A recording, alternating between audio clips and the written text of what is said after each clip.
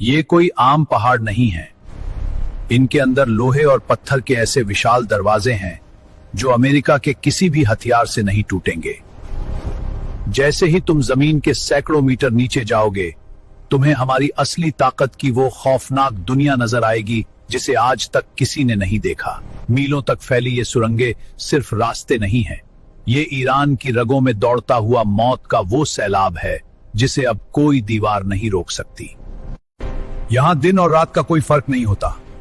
हमारे कारखाने जमीन के गहरे अंधेरे में बिना रुके तबाही का सामान तैयार कर रहे हैं।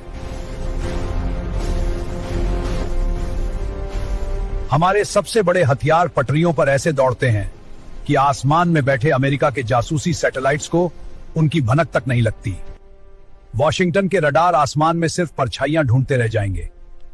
हमारा असली कंट्रोल रूम जमीन के उस हिस्से में है जहां उनका सिग्नल भी नहीं पहुंचता।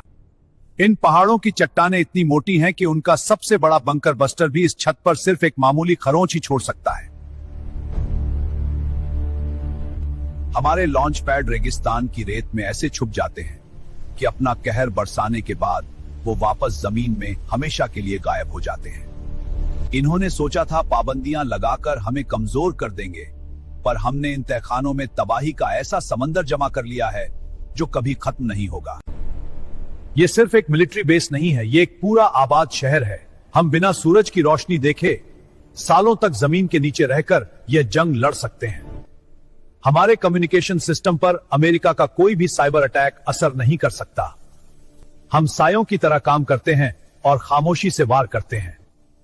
जब ये पहाड़ एक साथ अपना मुंह खोलेंगे तो आसमान में इतने हथियार होंगे कि उनकी कोई भी शील्ड इस तूफान को रोक नहीं पाएगी। ट्रंप की फौजें सिर्फ हवा में तीर चला रही हैं। उन्हें इस बात का अंदाजा ही नहीं है कि उनका असली काल उनके पैरों के बहुत नीचे इंतजार कर रहा है। यह अभेद्य साम्राज्य किसी एक दिन में नहीं बना। हमने दशकों तक अपना पसीना बहाकर इस खौफनाक किले को अपने हाथों से खड़ा किया है। ज़ैग्रोस के ये काले पहाड़ हमारी हिफाजत करते हैं। कुदरत ने खुद हमें अमेरिका के गुरूर को चकनाचूर करने की ये ढाल बख्शी है।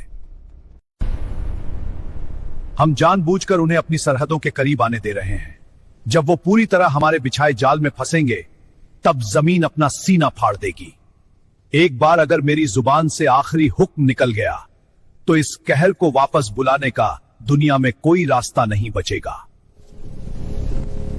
इस अंडरग्राउंड दुनिया का खौफनाक सच जानना है तो अभी सब्सक्राइब करो और पार्ट 3 के लिए नीचे माशाअल्लाह कमेंट करो।